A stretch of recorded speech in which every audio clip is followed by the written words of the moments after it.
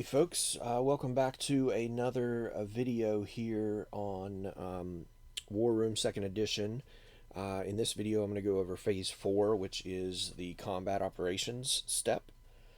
This is where you're going to resolve combats that are going to occur on the board based off of the movements that we're taking in Phase 3, or continued battles that are just continuing from previous rounds.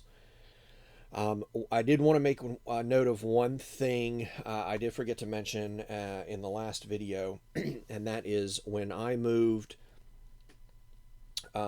in Germany, when I moved the 72nd command stack here from France down here into Spain.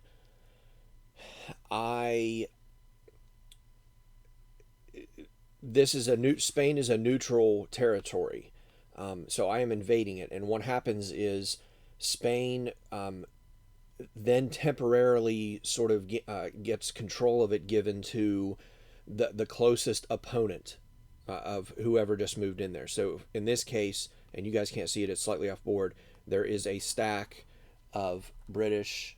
I'll try to move them up there a little bit so you can see them. There's a stack of British air units that are down here in Gibraltar, and since that is adjacent, or that's the closest ally, Britain would, the player who's playing Britain would basically roll for the defense force that's in here. So they would have put one of their British flag tokens in here to indicate they temporarily had control of it until, most likely until Germany's going to wipe their defense force out, ideally, for the German player anyways. So that was one thing I forgot to mention that needed to occur. That occurs anytime you go into a neutral territory. Basically, the closest opponent of your opponents gets to sort of temporarily get control of that territory, so they can roll for it and make decisions and that type of thing. That being said, let's get into Phase 4 combat operations. First, I'm going to go over the battle board, and we'll go over the the structure of Phase 4, and then I'll resolve a couple of these combats that probably the more interesting combats that are going to be here, or try to, I guess, give examples of the different types of combats. So at the start of Phase 4, you are going to determine the order of battles. So basically, in turn order, each player is going to pick a hotspot where they are involved, or they own the territory. And they just pick one, and that's going to be, that battle will be resolved at that point. Then, the first player does that. Second player then chooses a hotspot that they're involved in, and then we resolve that battle. Once a battle is resolved for a hotspot, if enemy or if units from both sides remain in the battle, the token gets flipped to the embattled side, and there'll be another battle next round. If not, then the token's going to go away, and control of that territory will go to the victor. You're going to keep doing that. Each player is going to choose a hotspot, and then the next player, so forth and so on. You're going to keep going around until basically every hotspot has had at least one battle. Or each hotspot can only have one battle per round. So that's why you're going to flip the tokens to indicate that hotspot has had a battle already. If a player is not involved in any other hotspots, or any hotspots at all, they will just pass, and then play continues to the next player, and they will choose a hotspot, etc. You have to do all hotspots. You can't skip one or choose not to resolve a battle or anything of that nature. And then you're going to basically set up for the battle to get ready to go. You're going to put out your battle board. Let me switch this over here. You're going to put out your battle board. Now I have the battle board here. This is the surface, the land battle board. There's the land units down here. There is also a naval side. It's on the other side of this board, and I'll go over that in a second, but we're going to focus on this one for right now. You're going to set out your battle board. You're going to put your units out. So each side, this side's going to be for the Axis, this side's for the Allies, denoted by the flags here. You know, all your armor's going to go here. All your,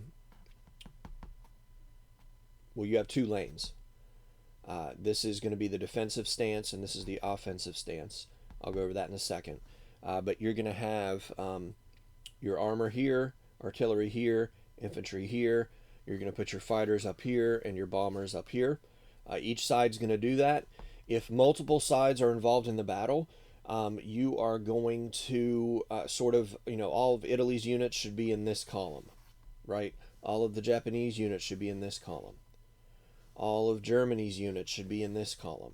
And you would just stack them. If you have multiple units, you could just keep stacking them as normal. So on your turn, or as you're placing them out, you have to decide on the stance.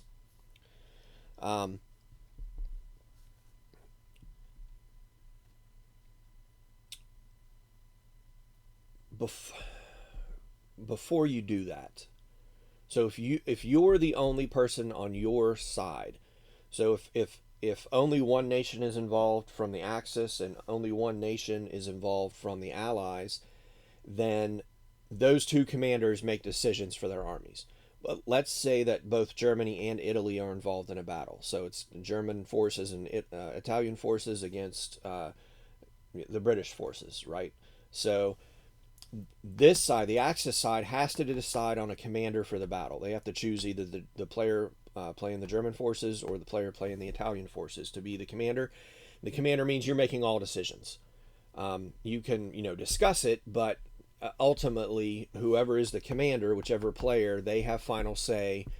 You know, even if the Italian player wants the German player to sacrifice some units and the German player doesn't want to do that, they could, you know, basically overrule that and force the Italian player to lose forces.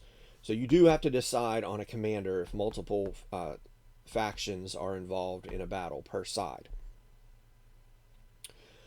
You're also going to put your commands up on where the flags are. So all the German commands will go here, be stacked. Japanese stacked here, etc., etc., etc. Just so you remember what units you had in your command, and then you're going to want to kind of keep them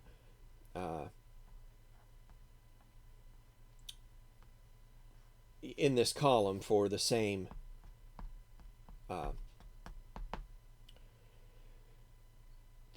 nation, the same the nation. So like all of Germany's will be in a column, etc.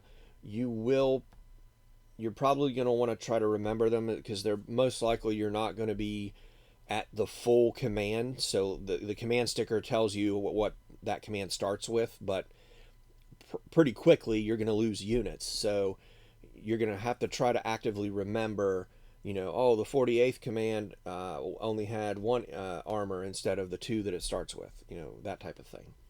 So that's one thing you will have to keep in mind.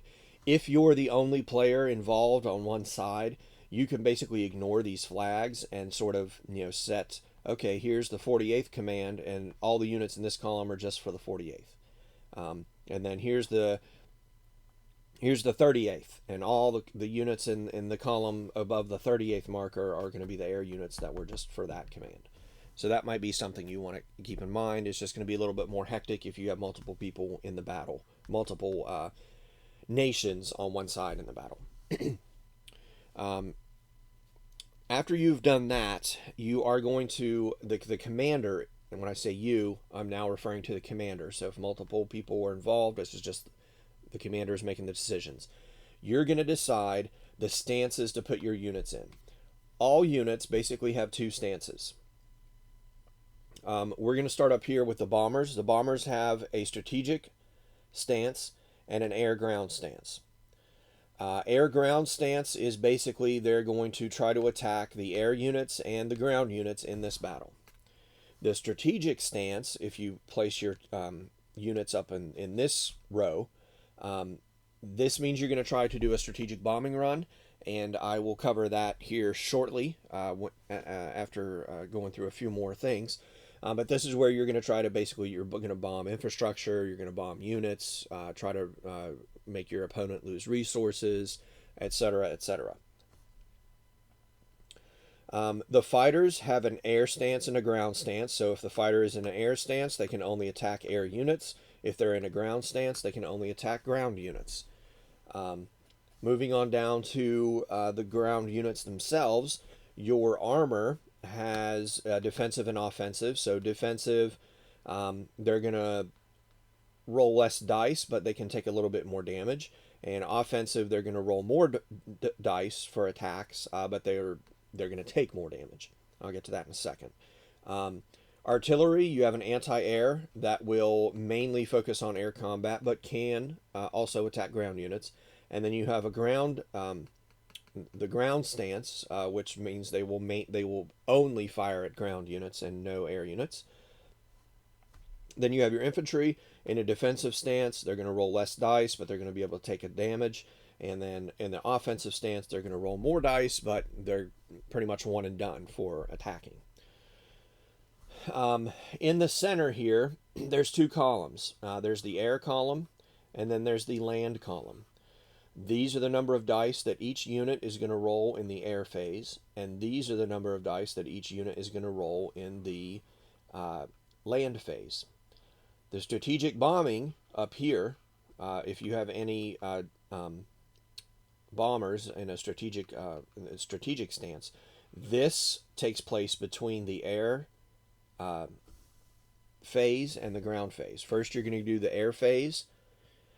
Then you're going to, if anybody was doing a strategic bombing, you resolve that, and then you resolve the ground phase, and then you basically do a debrief on the battle. Count your casualties, repair your units, put your commands back on the board for potential future battles. So both sides are the same. It's just, same board. I'm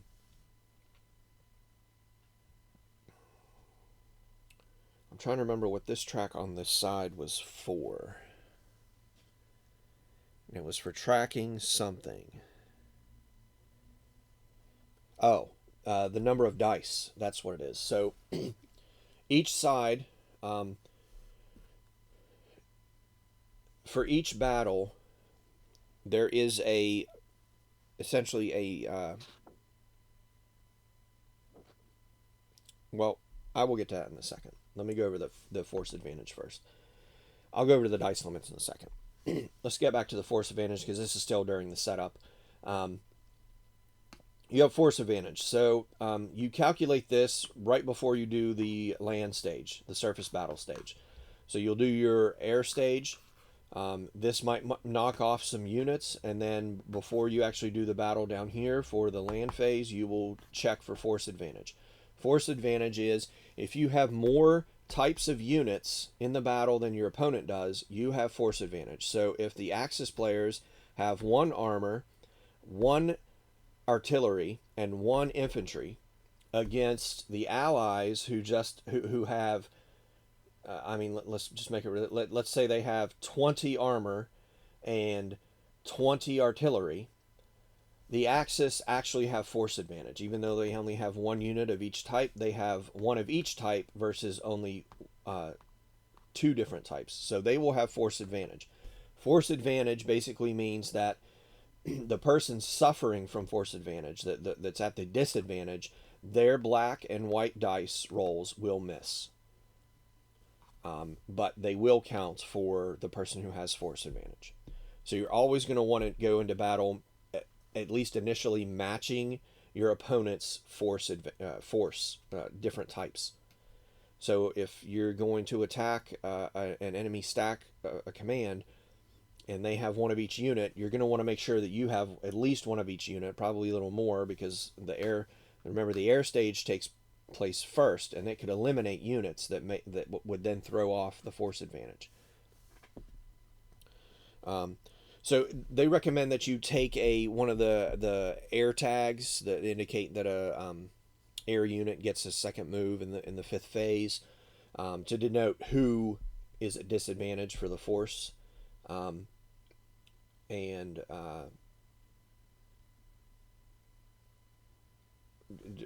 put it on either, whoever has it is at disadvantage to indicate they have a disadvantage. Um, so that's the setup for this. Now I'm going to flip this over real quick, just so we can see the naval side, and then I'll switch back to the land side, and we'll jump into the damaging things. Um, Actually, no, let's do that first real quick, because I want to go over it on both sides. All right.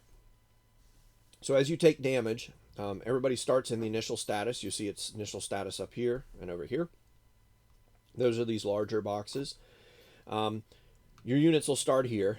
As they take damage, they're going to be moved one to the left. In this column that has the red cross symbol with the white triangle, they are damaged.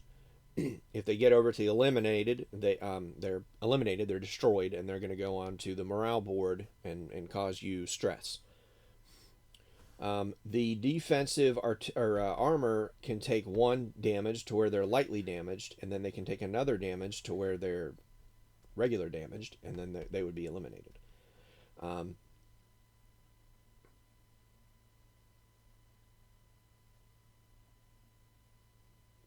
The only other thing is the offensive infantry can only, if they take any wounds, they're dead. They're not in defensive stance at all.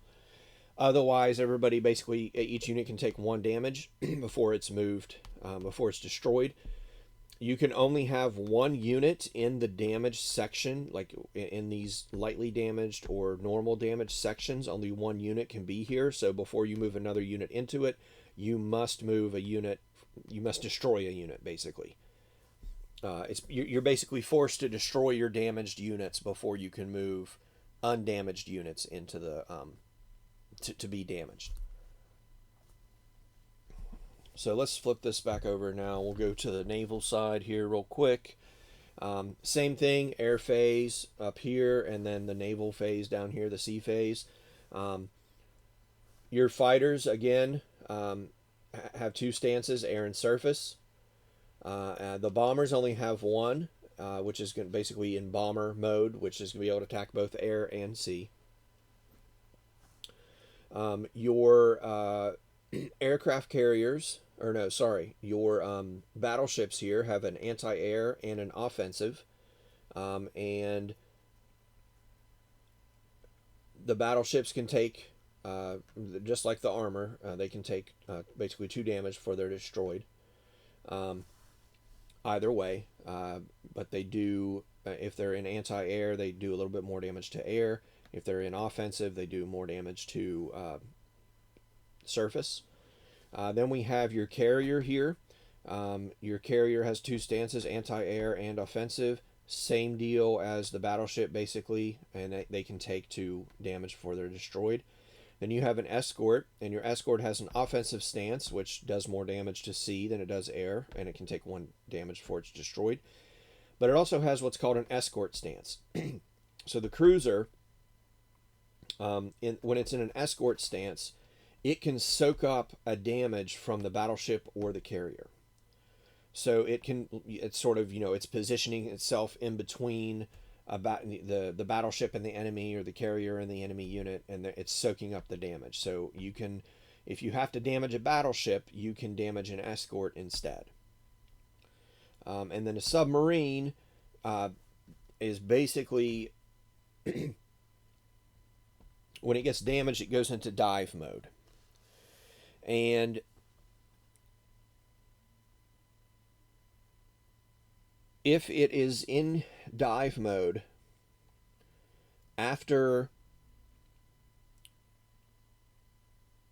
a set of dice are rolled, and I'll go over that in a second, it will actually escape. So once a submarine takes damage, it goes into dive mode. If it is not eliminated once it is in dive mode, it will no longer participate in battle. And it will flee. It will get out of battle. You won't be able to assign future hits to it. So it gets in, it does damage, it starts to dive, and then you have the rest of that round or the rest of that roll to assign damage to it to try to destroy it. If not, then it has escaped, and you won't be able to destroy it. The last thing we need to talk about on the naval battle board is the advantage. So you have force advantage as well, just like you do on the land side. So if you have now there's 4 different types of units for the naval surface. You have the battleships, the carriers, the cruisers, and the submarines. And if you have one of each versus only 3 of, one of or 3 of each, then one side or the other is going to have force advantage. Same thing. Whites and black rolls do not count for the person that is at the disadvantage. Force advantage does not apply to air. Whether it doesn't matter what side of the board, force advantage does not apply to the air at all.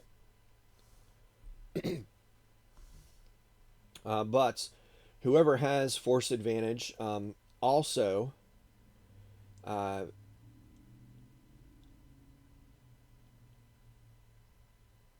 has port advantage.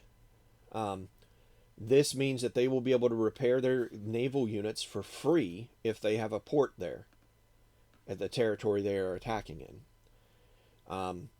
And they get +2 in surface battles. So they'll get a +2 dice in their surface battles. So they'll count their total up and then they'll add 2 dice to it.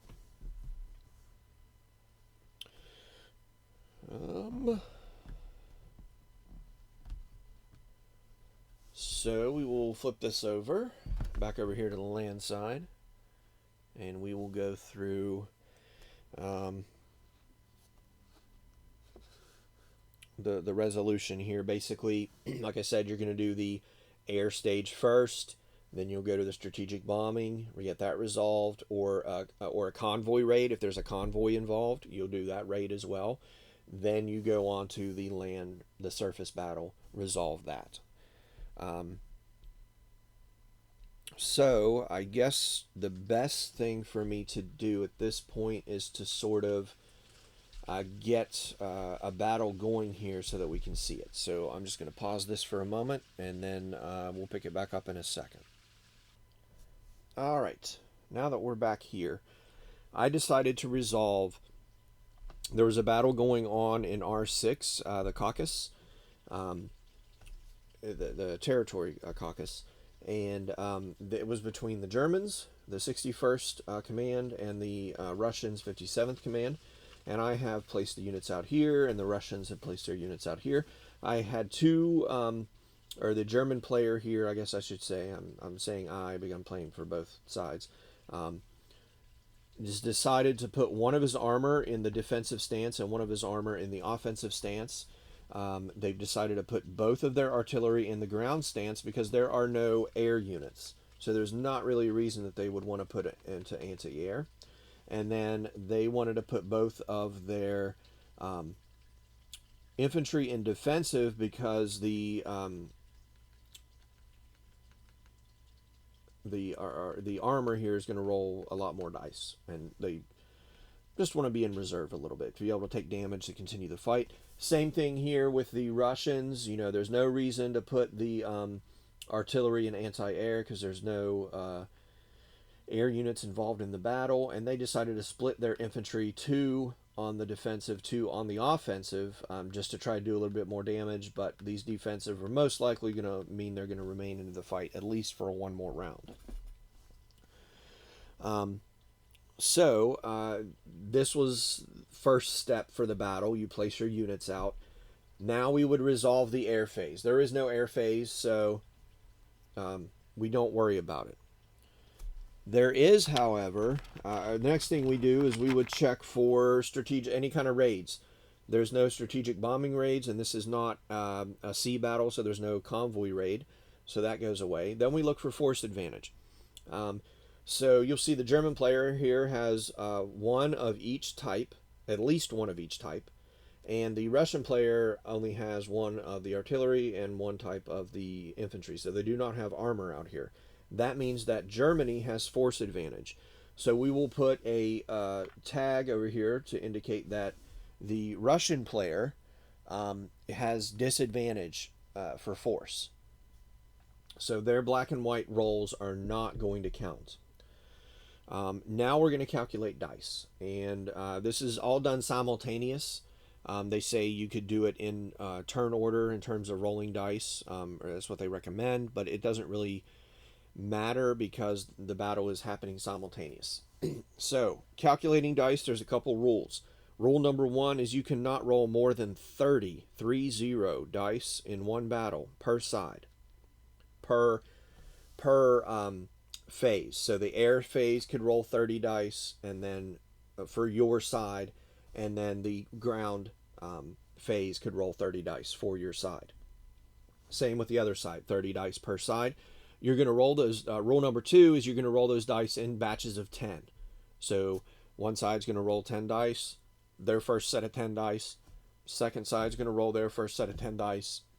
If there's another set of 10 dice or another set of however many dice up to 10, we're going to roll those. And then finally up to a third set of 10 to reach that 30 dice limit for each side. If you have more than 30 dice, or more units in a battle that gives you more than 30 dice, those units, they're there, but you're not rolling for them. So you probably don't want to bring in more units than 30. Well, you might want to if they're land units, because you do the air stage first, so some of your units can be destroyed. So you might want to have a little bit of extra units in there to be above that 30 dice limit, thinking that if they're destroyed, you'll still be able to roll up to 30 dice. But how you track this is you look at, so if we were going to do the air phase, which I'll do an air battle here in a moment or two, I just wanted to get a sort of a simple battle out of the way here first. If we were doing the air phase, this is the dice, how many dice per unit each unit would roll, and then, but we are on the land phase, so we'll come down here. We just have land units. So Germany here will roll 2 dice for this armor. They'll roll 4 dice for this armor. That's 6. Then they have 2 artillery here at 2 apiece. That's 10. And then they have 2 infantry here at 1 apiece. So that's 12. So they will put a hotspot marker here on the 10, and then a hotspot marker here on the 2 to indicate they have 12 total dice. Do the same thing for the Russian player. They have a artillery here, a single artillery for 2 dice.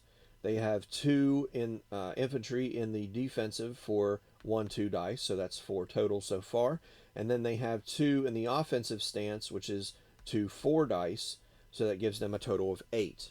So we'll put their marker over here on 8 to indicate that they have 8 dice. So at this point, we're going to roll in batches of 10, just like I discussed. It's important to note that if you're in the air phase of the battle, these units, or the air phase, can only hit air units, so you can't assign damage to land units while you're resolving the air phase. Similarly, you can only assign damage to surface units if you're in the surface phase, in the land phase. So let's get rolling. So they again, they recommend that you do this in turn order in terms of rolling, but it happens simultaneously. So just kind of keep that in mind. That's why you calculate, all the dice total you're going to roll, and then you roll it in batches of 10 to sort of resolve things. So we'll start with Germany here. They have 10 dice, so the game comes with 10 dice. So I've got a 10 dice here. I've got a dice tray here, and I'm just going to try to hold this here and roll these. And there's the rolls. I'm going to pull this off camera, and I'll bring these over as I need them here. So let's see here. I'm going to put them up here. I've got 1, 2, 3, 4 greens. I have, actually, let me do it like this. Let me do yellow, yellow, yellow, and then blue, blue, blue, and then the greens. Now, this is what the German player rolled. We will assign damage at this point. Damage gets assigned in a particular order. You assign damage to yellow units first, then blue units, then green units, then red units. I did not roll any reds. Then any black die that are rolled, and then lastly any white die that are rolled. Now, Germany does have force advantage, so they could have used black or white sides that were rolled, but there were none that rolled. If a black or a white had rolled, if a black die had been rolled, or a result had been rolled, that is a wild. It can be used for any other color. If a white die had been rolled, that can be used to eliminate a unit that is damaged, and that's basically anything that has the white triangle. You could use a white die to destroy that unit.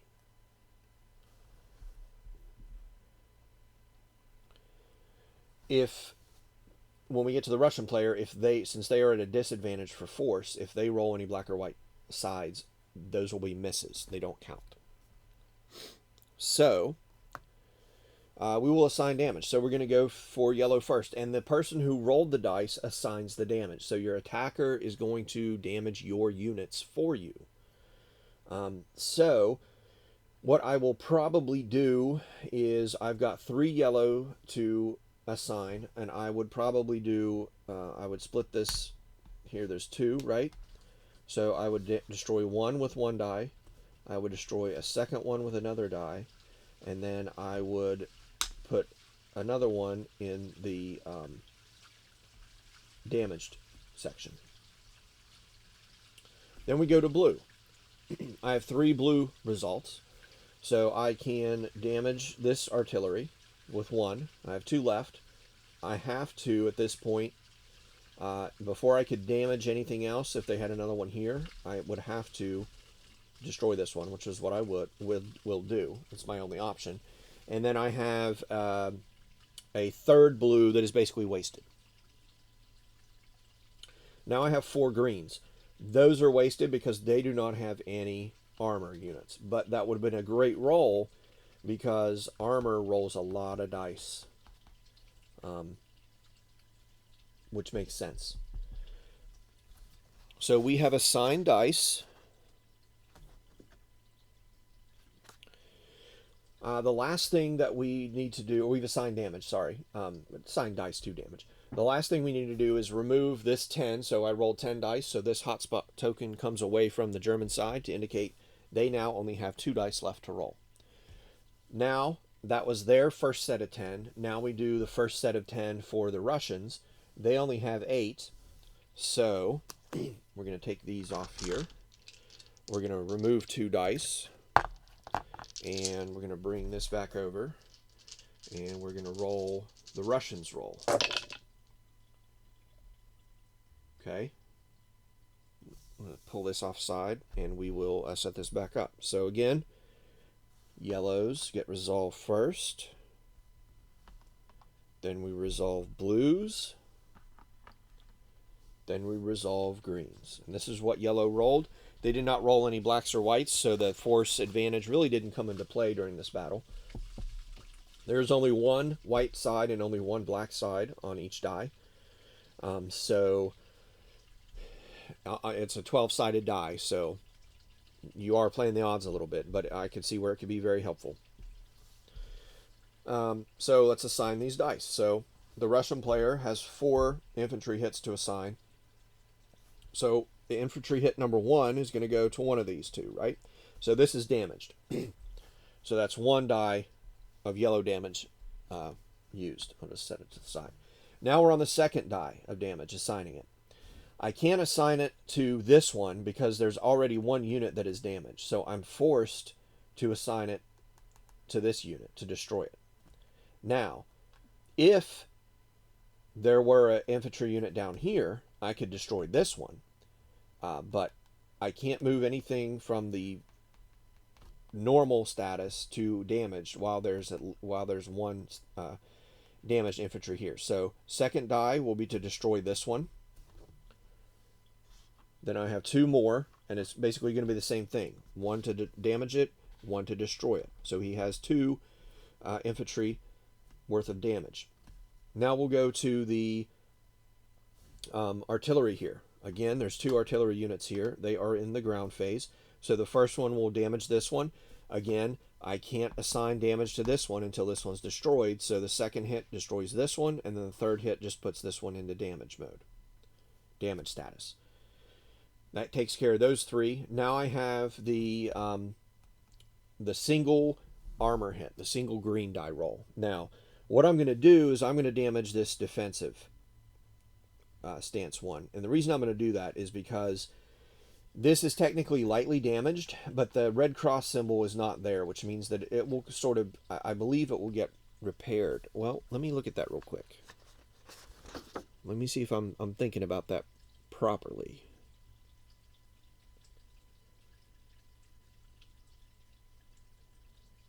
Nope, it doesn't matter as long as it's in a damaged box.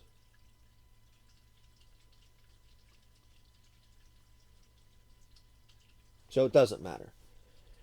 I'll still move it there anyways. I'm still going to have to repair it. So that's that one. I could have used this one. Same effect. It doesn't matter. But I'll use that, or the Russian player will use that to damage this one unit here.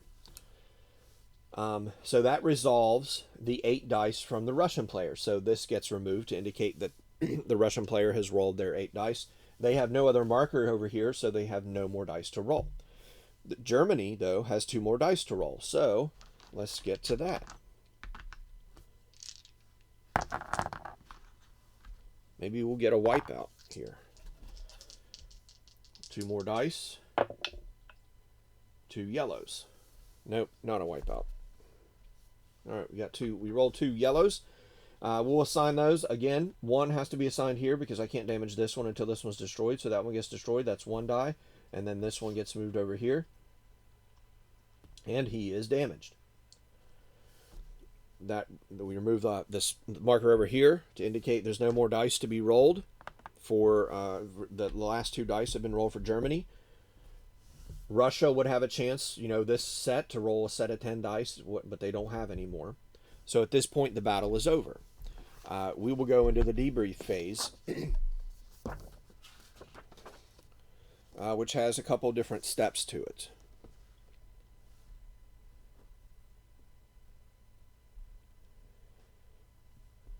The first thing we're going to do is we're going to have to repair our units.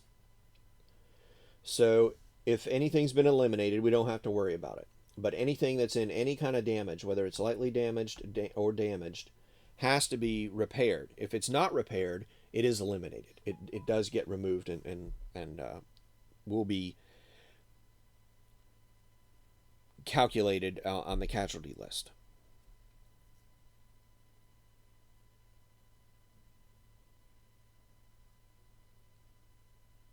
No, I am mistaken.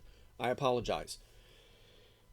The lightly damaged box does get automatically repaired. So I was correct into moving this down here because it's going to cause me to not have to repair this unit. It just repairs by itself. The naval side also has a similar, the battleships have a lightly damaged and then they get damaged and then they get eliminated. Similar situation. But the lightly damaged automatically repairs. So the only thing that I really have to repair for the Germans on this side is this artillery. And in order to repair, I have to pay 1 resource of any type. So I would go to my peg board, my resource board over here. I'll just reach over here and grab it. And I could pay any type. So I could pay 1 OSR here. Drop this down to 18. And that would pay to get this repaired. And I would move it back up here to indicate that it's been repaired. The Russian player could do the similar thing. They probably would, because this would leave, even though it only leaves one unit left in battle, it maintains their control over that territory and would still produce them, theoretically, a few resources. So you're going to want to try to maintain control. Maybe they'll move additional units into this territory to assist in future battles. So each side basically decides to do that. You can't reduce your resource below 0 to pay for repairs. If you can't afford to repair something, it moves over to the eliminated side. We will remove this air tag token to indicate that they had disadvantage, because it no longer has any effect, at least for this battle. Then we're going to remove the damaged units. So our eliminated units here are going to move over to the morale board, which I will do in a second. Then we're going to check for lost troop transports.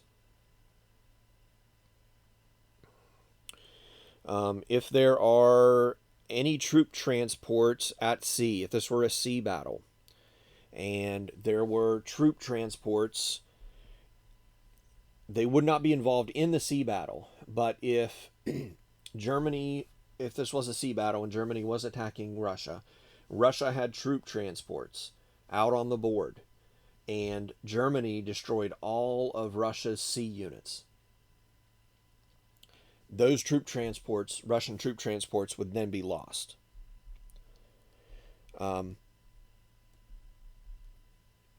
Russia could have had friendly or could have had air units in there to prevent that as well. But if Russia got completely wiped out, there were no air or naval units, then that troop transport would have been destroyed.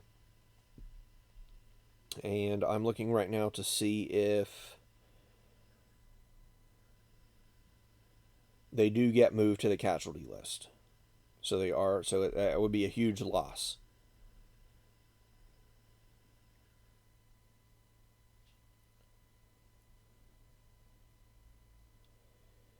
The only other caveat is even if there are air units, if there are only air units left on one side, and there's troop, let's say Russia only has air units left, they do have a troop transport out at sea in that territory that just had a battle. If the Germans have any submarines that were still there, that troop transport would be eliminated, even though there was air units in that territory left. Then step 4, or the next step, would be we put these stacks back together, and they go back out on the board where they were battling. So I'll go ahead and stick these back out here onto the board real quick.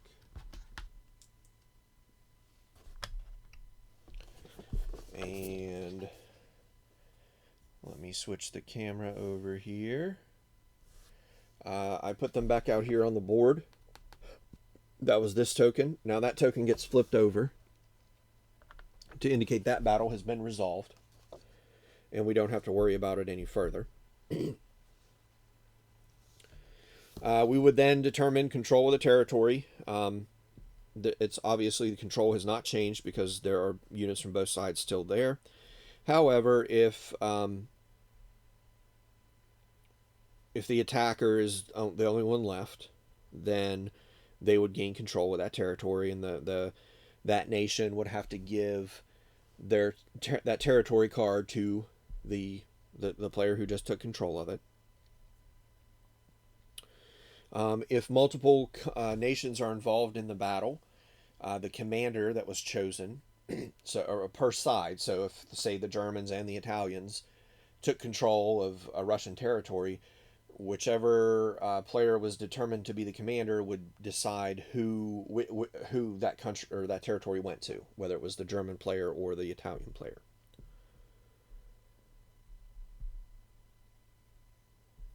You would put, if you gain control and it wasn't your native territory that you start the game with, you would put one of your flag tokens out to indicate that your nation now has control of that. Any units that were under an industry token, so any units that were being built currently in that territory, if you gain control of it, would be captured, and they would become yours, and they would be deployed under as your units. You would have to assign your own commands to them, etc.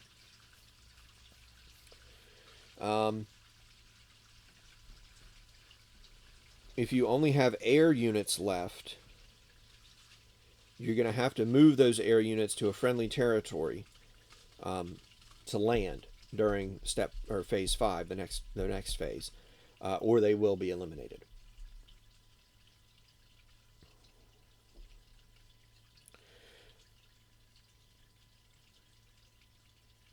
For the next step, we're going to have to go to the morale board.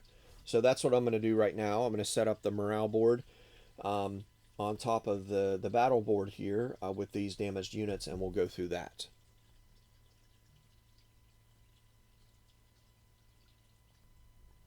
All right, you'll see here the morale board, which I have set up for this scenario. It is double-sided.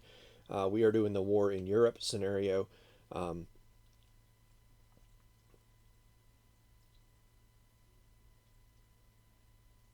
Or is this the Eastern Front? Let me look here real quick. This is the War in Europe one. The Eastern Front is just Europe. So the War in Europe includes Africa, parts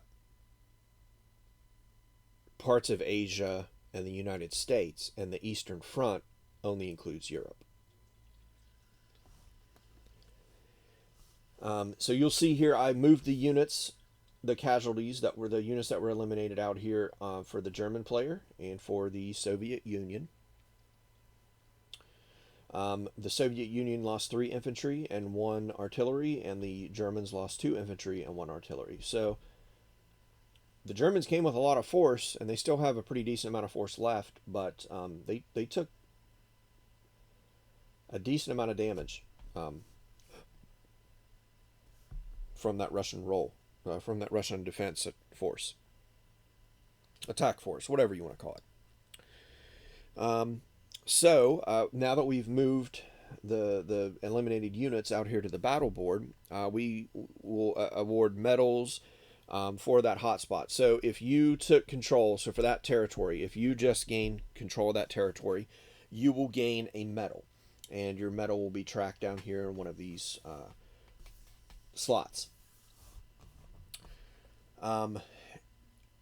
If multiple nations are involved in that battle on one side, so again, if Germany and Italy were involved and they took control of that territory, the commander that was chosen would determine who gets that medal. Let's say Italy was completely wiped out, even though the Axis were successful. Germany managed to hang on and take control, but all of Italy's units were wiped out. Italy could still both be assigned control as well as a medal.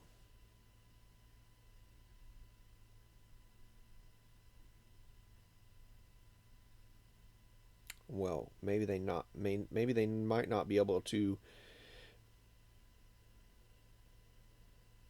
No, they would have to have units there, but they could get to take control of it. But they could get a medal, even though they have no units left. The commander could decide to award Italy a medal for that. If you take over a capital territory, you will have 3 medals, and you can distribute those as the commander can distribute those as they see fit. So if there were 2 sides involved, they might want to give themselves 2 medals and the other party 1 medal, or vice versa. Depending on however they want to deal with it. Then you will apply stress for the active hotspot. So I'm going to need to grab some nation flags here. Let's see. Grab that nation flag. And well, we'll just do the Germans, and we'll do the other ones later. So if you lose a territory, you will gain stress equal to the strategic value of the territory. So that's the value that's in the white box of the territory.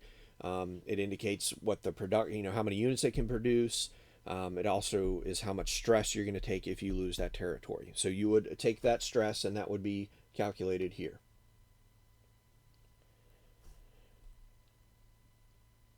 This track here, everybody starts at 0 stress. Wherever these flags are, that indicates your break points. So the United States, Great Britain, China, and Italy will hit a break point of 4. Once they get 4 stress, they're going to go down on the homeland track. But then their stress starts back over at 0. Russians can take a little bit more. They can go to 5. And then the Germans and the Japanese can get all the way to 6 before they lose 1 on the homeland track. You can also get stress by breaking the Japanese-Soviet non-aggression pact. So this is a pact that the Soviets and the Japanese have where they're not going to attack each other. They will not invade each other's territories.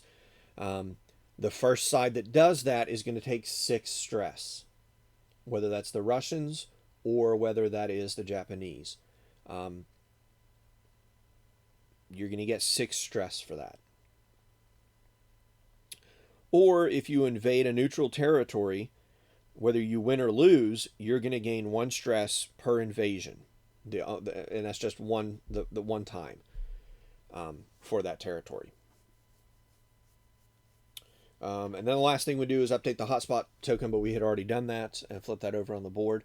So the battle board is going to have all the units, and we're going to resolve a couple more battles here, and then we'll come back to the battle board for the remaining phases to actually determine or to convert the casualty points into stress points and go from there. So we'll just put the German flag here on the 0 stress. I'll probably get some of the other flags out as well.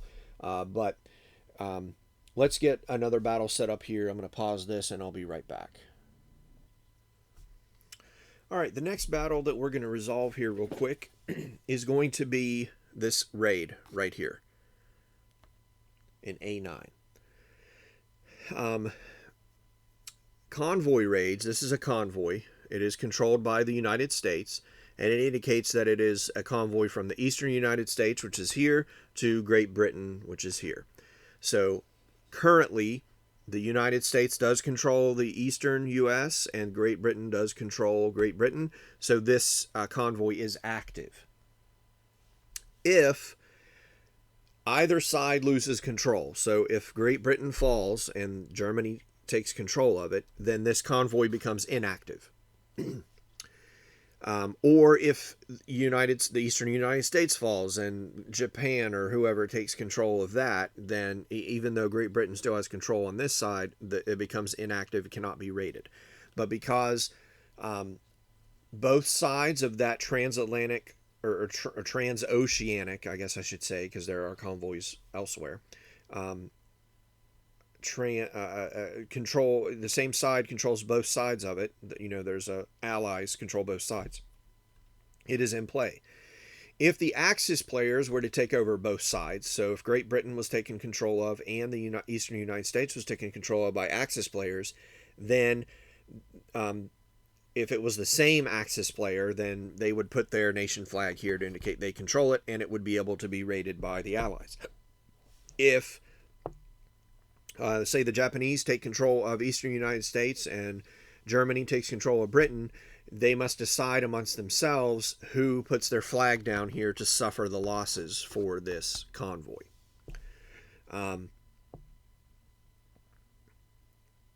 Which is what we're going to do right now.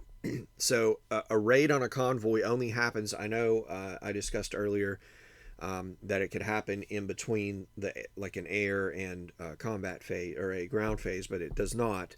A convoy raid only happens if there are no defending units in that space. And a defending unit would be an air unit or a naval unit. Troop transports do not count. So actually, if there was a troop transport here, the troop transport would be sunk by the submarines and they could raid the convoy. So that would be a double whammy, something you're not going to want to happen. So how do we resolve a convoy raid? Well, one, First, we make sure there's no defending units. If there's any defending units, then no raid can happen. Instead, there's going to be an actual battle. Now we have no units. So,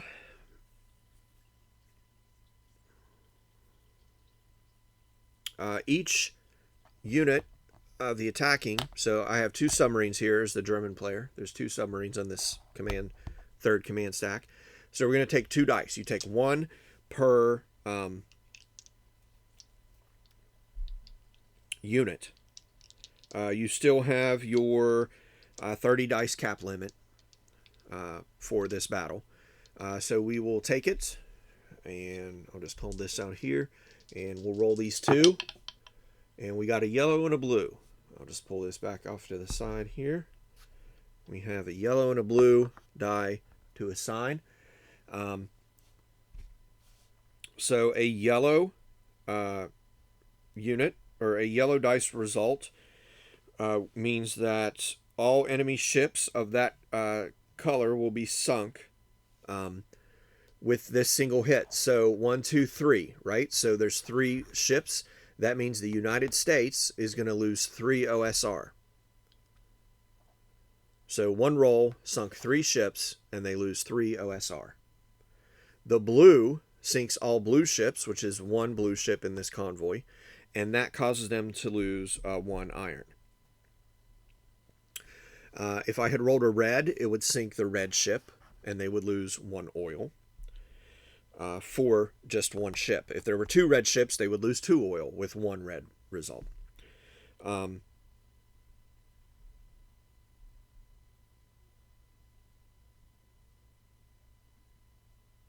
A black result would be a wild and can be used for any color, and a white result does not count. It's a miss. There are loss limits, though, and this goes for both convoy raids and for strategic bombing. So for the convoy raid, the loss limit is you can't lose more resources than what you're producing. So the United States has control of this. So we go to the Eastern United States, and when we look over there, we see that they produce 2 oil, 4 iron, and 5 OSR per turn. So they could not lose more than, this hit would sink these 3, so if they couldn't lose more than 5. They've only lost 3, so that's okay. But if they had been bombed and they were below, let's say they had been bombed 3 times, and, well, no, bombing only affects production. I mean, the number of units you can produce. Let's say they were embattled for whatever reason. They were embattled, and the OSR was at 2 for whatever reason. I don't know if it can even get that way, but let's just say their OSR was 2, and they were forced to lose 3. They would only lose 2 because you can't lose more than you can produce, essentially.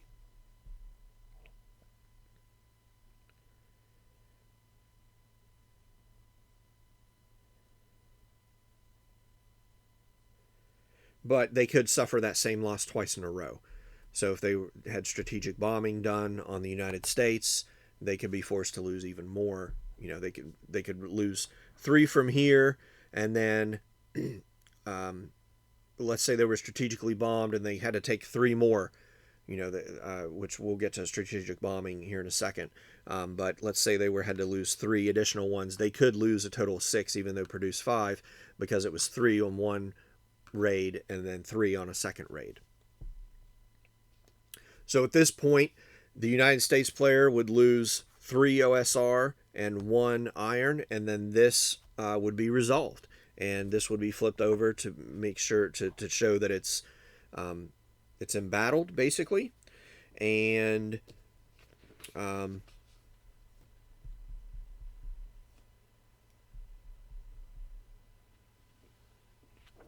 you could, I guess you could technically pull it off to indicate, you'd have to put it back at the beginning of the next turn if this unit stayed here, but you could leave, I suppose you could leave it here to indicate that this was still an embattled or still there was a battle that was going to take place.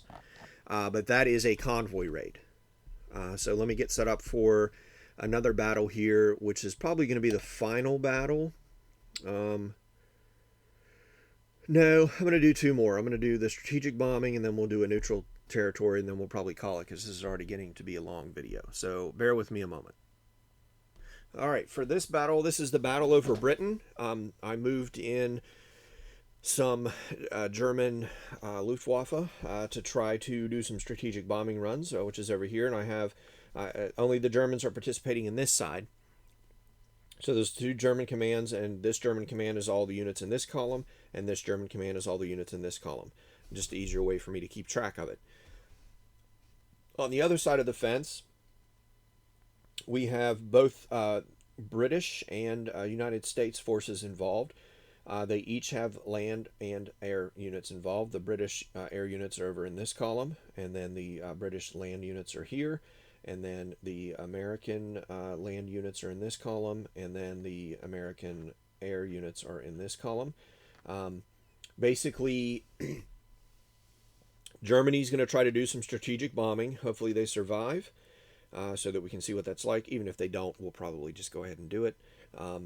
They're basically put most of their air forces into the air stance, so they're going to try to take out the air units here. And they put one fighter in a ground stance just to maybe try to do, well, I don't know what they're going to try. They're not going to, he's going to be useless, because everybody, the opposing side, the Allies, are all in defensive stance for the most part, so he's not going to be able to do enough damage to actually destroy anything. But he could force them to have to spend some resources to repair, so it's not a total loss.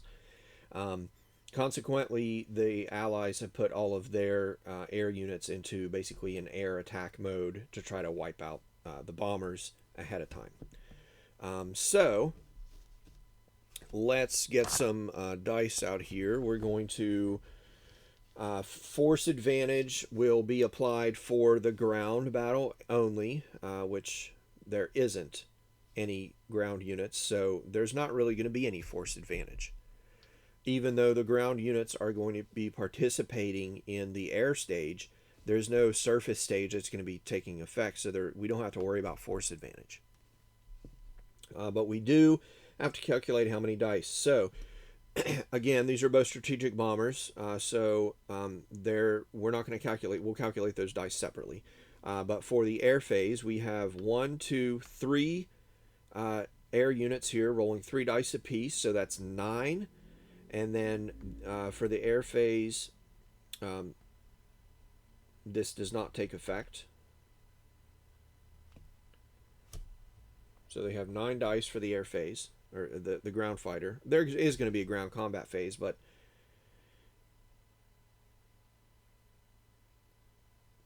they're not going to be able to attack, basically. Well, this might be destroyed. If this is destroyed before it gets to this phase, then it won't do any damage. Then we'll go to over here, and we have 2 bombers at 2 dice apiece, so that's at 2 currently. And then we have 4 at 3 dice apiece. That's going to give us 12, plus the 2 is going to put us at 14. So we'll have 4 and we'll have 10. So that's how many dice is going to be rolled here. No. We got 2 more down here. We got 2 tanks, or 2 armor that are in defensive stance, so they get 1 dice apiece, so that's 2 more dice. That puts it at 16. And then the anti-air has 1 unit at 2, so that puts us up to 18. So they're going to have 18 dice. Let's hope they survive for the purposes of this video. So at this point, we're going to resolve the air phase. So let's get some dice. Let's start rolling. So we'll do the 9 dice for the Germany here real quick. And here is their roll, and we'll move it off to the side. Um, we do yellow first, then we do blues,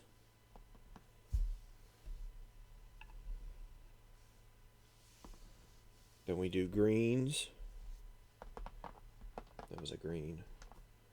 And another green. And then we have no reds, no blacks, no whites. Or, well, one white. So, yellow. Again, only air units can be attacked and affected with when you're in the air phase. So this yellow dice means nothing. Blue. There's no blue units. So these blue dice mean nothing.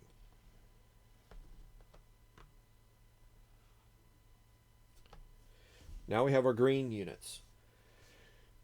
This is where I can start assigning hits up here.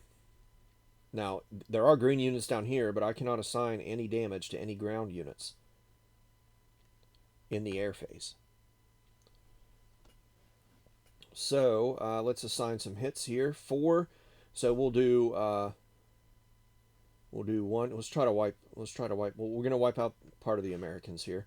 1 unit, 1 die, and then I can't assign anything else. I can't move any of these 3 units down here until I wipe this out. So that'll get wiped out with a second die. And they recommend that once you have, if you have multiple unit or multiple nations in a battle, that as soon as one unit for a nation gets eliminated, it immediately be removed from the board and put on the morale board to track the damage, so that it doesn't get mixed up with one of the other units. So I have 2 dice left, and we're gonna just eliminate 1 of the British as well.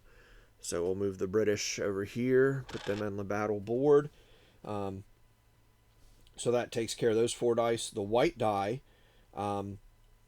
could be applied, but it could only be applied if to anything that was in the damaged section, and they currently have none right now. So it can't be applied, and it's just lost. So that, and then we remove this to indicate that those were the first set of 10 or 9 dice for Germany, and we are ready to continue with the roll for the Allies. So they're going to have 18 dice to roll. So we're first going to do the set of 10 here, and we'll roll this out here. Oh, that's not good. 2 reds and blacks. Oh, those bombers are toast. All right, well, let's get up here. We got yellows first. Then we do blues. This is why you don't mess with the RAF. Then we're going to do greens. There are no greens, but then there are reds. So we'll do reds, and then we will do blacks and then whites. Yellow, blue, green, red, black, and white is the order. So yellow. There's no yellow units, so those are basically misses. Blue. There's no blue units in air phase, so those blues are misses. But the RAF is very good. Very, very good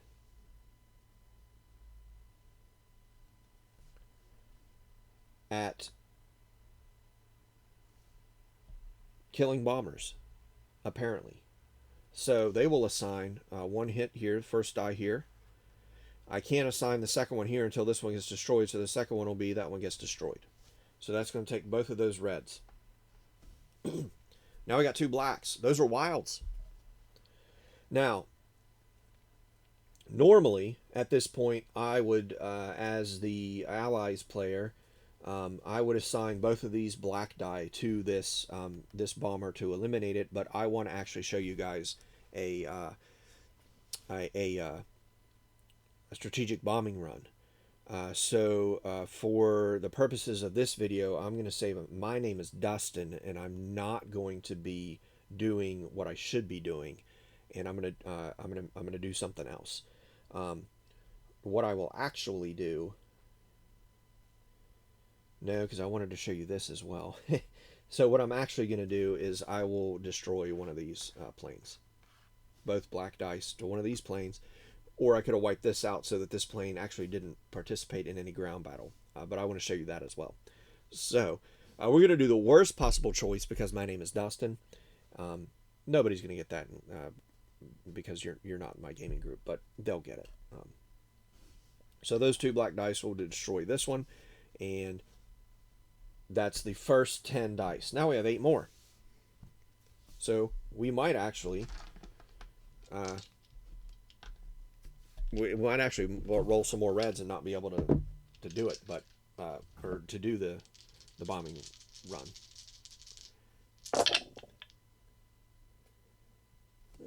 We're okay. All right. So again, yellow dice first, then blue dice, which are basically all misses, and then we have 1 wild black dice. So these dice don't match any air units, so they are all gone. Misses. But we do have 1 wild. And let's say for the wild, we are going to do 1 damage to the bomber. Just to force the other team to have to, the Germany's going to have to pay to repair that, basically. So that takes the rest of those dice. So we've gone through a whole phase, and we removed the 8. Indicate we've rolled all our 8 dice as the allies. We've gone through a whole phase for land, right?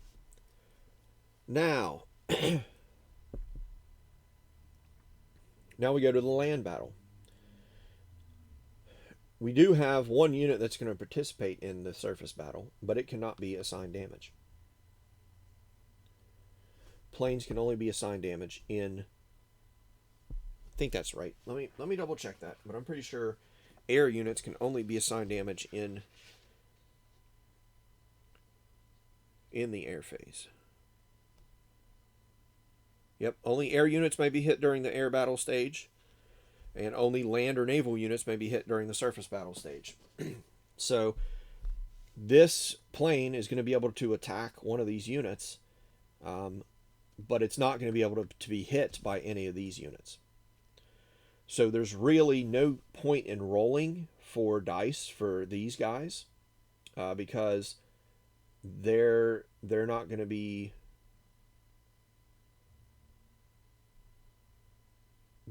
participating. Like, they can't hit, they can't damage any. There's no units here that are in battle, so they're not really going to be participating. Even these guys up here who are going to roll 4 apiece, they don't have any land units, any surface units to actually hit. There's only 1 lone air unit left that's going to be rolling 3 dice to try to do some damage up here, or down here rather. These 3 dice are not going to be able to damage anything up here, only going to be able to apply damage down here. So let's just roll for those, and we're not going to worry about tallying dice for the allies, because there's nothing they can hit over here. So we're going to roll 3 dice for that fighter, and we have a yellow, a blue, and a green. So we're going to do yellow, blue, green. Yellow dice first result. We're going to damage the Americans. We want the Americans to pay for joining the war. So they're going to have to pay to repair that. So that's that unit, or that die assigned. Then we have blue. That's going to have to be the the British unit here. So he's damaged at 1. And then we have 1 green. And it doesn't matter who we assign that to. They only go to light damage. Again, I would not be able to move, if there was a second green, I would not be able to move this one into here. For this light damage, you can only have 1 unit in here at a time. It would have to be to fully damaged and then eliminated. I could move this to fully damaged and then move this to light damaged, but only 1 unit can occupy a lightly damaged or damaged spot at a time. Even though it's clearly capable of holding 2, only 1 unit can be in there at a time. So there, damage has been applied, and that it resolved. The battle is finished.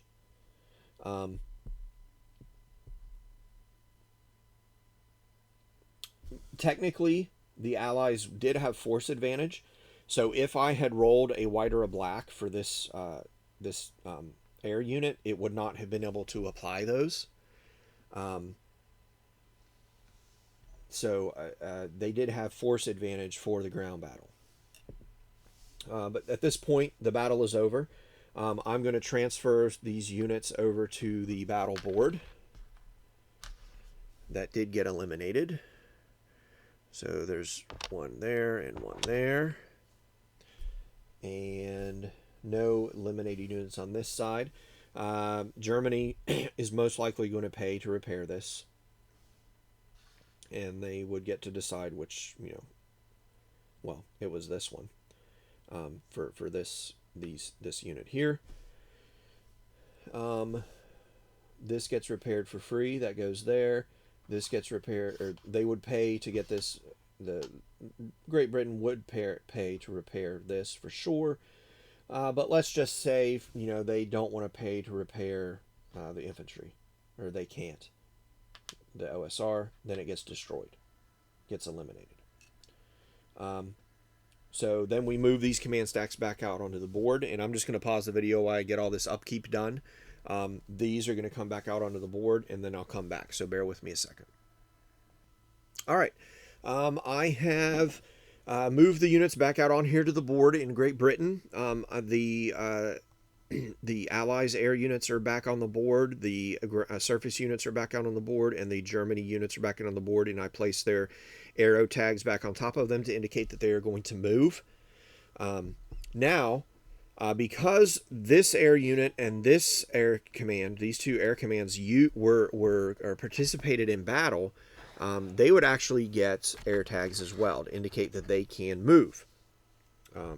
So they technically get the air tags on top of them, so they could move, but they're not going to. They're going to remain here to protect Great Britain. But technically, they would be able to move up to 2 in Phase 5, which is going to be coming up here shortly. But they would have to basically go to a friendly territory. But I will leave those there. Technically, you do have to put them out to indicate that they didn't move, but they participated in battle, so they could technically move in Phase 5. So we're going to do one more battle, and it is going to be, well, maybe we'll do one more battle. Give me a second and let's see. All right, we are not going to do another battle, but I do want to discuss something else that I did mess up here. Not really mess up, but just kind of forgot to do. So when I moved Germany into Spain here, the 72nd, I should have put the Spanish Defense Force out here to indicate that the battle is going to take place. So their defense force has one fighter, one green, one air fighter, 2 artillery units, and 6 infantry units. So those would go out here. You're technically supposed to put an air tag out here to indicate which side temporarily has control of it. But I think it might be easier just to put, Great Britain is down here and adjacent, so I would maybe put out the Great Britain flag to indicate that that's the player that's going to roll for those Spanish defense forces. So you conduct a battle. If all of Spain's defense forces are eliminated, then Germany would gain control of Spain.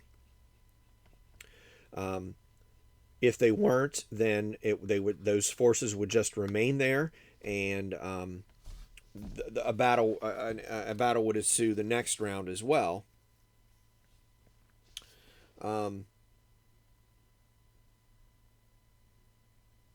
And the defending commander, Germany, would then actually just leave their flag there and fully gain control of it. And of those forces.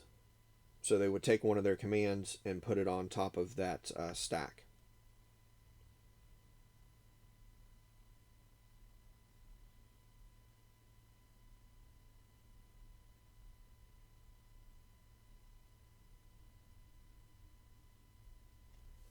So that's what should have happened there. And then we would have resolved the battle. So like I said, if the Spain survived, which most likely they would have, then the remaining units, Spanish units, would become British units with one of the British command tokens. If the British did not have a command to put on it, I believe they just remain neutral and can still just, Germany can keep attacking them. But most likely, if they survived, Spain is going to move, or Britain is going to try to move some units in there to help protect it, since they are basically in control of it at that point. We're not going to resolve that battle. This video is already running way too long. We're about an hour and a half now. So we've done two battles, and we've done a convoy. Oh, we forgot about the strategic bombing. I completely forgot about that. All right, so there was a strategic bombing that was going to happen. All right, crap. Oh, Lord. All right. So back here, we did have one, there was one bomber that was successful from the stack of Germany units that was still left alive, even though he was damaged. So in between, before we resolved the land battle, we should have done the strategic bombing run. I completely missed that. So that's on me. So after you do the air phase, if any bombers were in strategic stance and they survived the air phase, they will do a bombing run, before we do the land battle. So let's just circle back and pretend that I didn't mess up, and we're going to roll for the 4 dice. So each bomber would get 4 dice. So we're going to roll those 4 dice.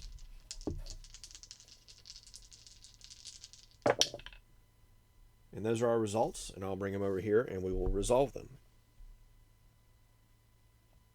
All right, I brought our results over here. You resolve them in the same order: yellow, blue, green, red, white, and black. So we got 2 yellows. So with those yellows, we could destroy 1 infantry or submarine that was under construction in that zone. There were none under construction. So I could deplete 1 enemy OSR. So Great Britain would have to lose 1 OSR. 2 OSR, because I had 2 results. So they would lose 2 OSR resources. There are no blues. There are no greens. If we had a blue, I could destroy an artillery or a cruiser that were under construction, or deplete 1 iron per blue result. Green, I would destroy an armor, carrier, or fighter that was under construction. Red, which I do have there, I can destroy a bomber or a battleship that's under construction, which is huge because battleships are nothing to mess with in this game. So you're going to want to destroy the battleships for sure. Or a bomber, if it was under construction. Or I could deplete an enemy oil resources, which is also huge. So I would cause, at this point, Great Britain to lose 1 oil, which is huge. Oil is very scarce, but it is needed for a lot of things.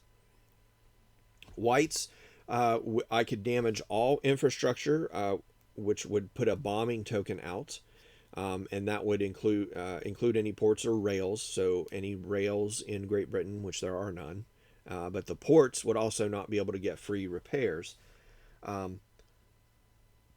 So when you go to the repair phase in a naval battle, if you have a friendly port in that, adjacent to that area, you repair your units for free. You don't have to pay, which is huge. But if it's bombed, you can't do that. You have to pay. But I do have a black, which I can destroy 1 of any resource following those loss limits. So Great Britain here has, they're going to produce 1 iron and 2 OSR every turn.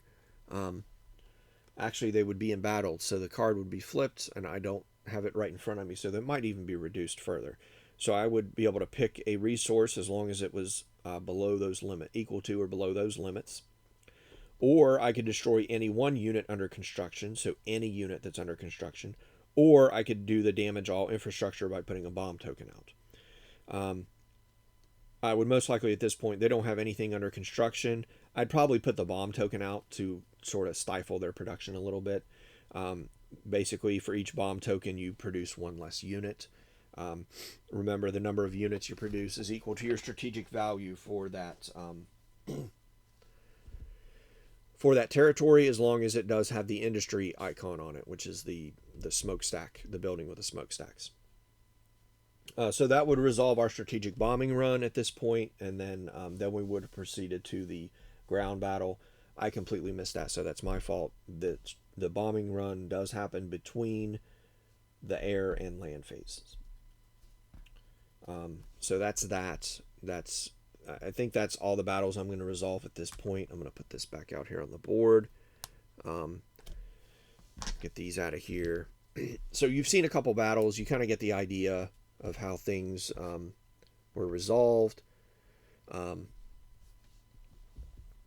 Many other battles, there, you're going to do that for each hotspot token that's out there. Then you're going to flip it if opposing forces remain in the territory to the embattled side, so that you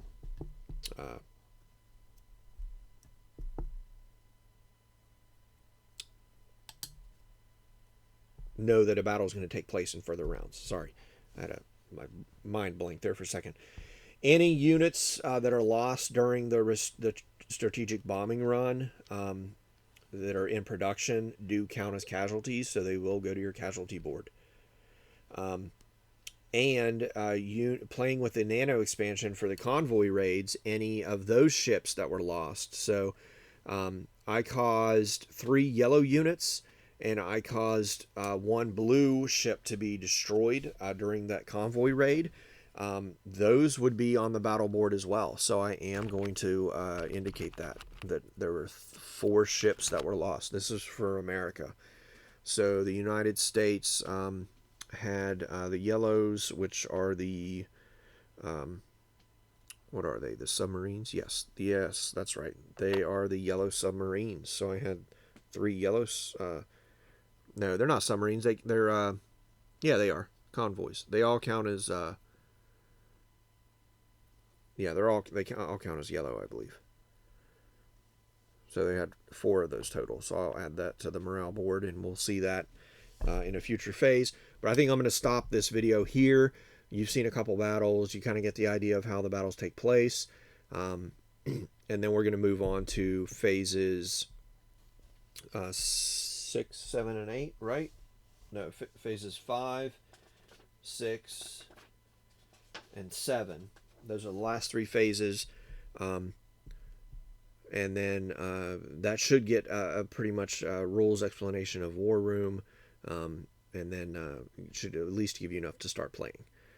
So thanks for watching this video for the combat, and stay tuned for the final video, which is going to cover the last 3 phases. Thanks for watching, guys.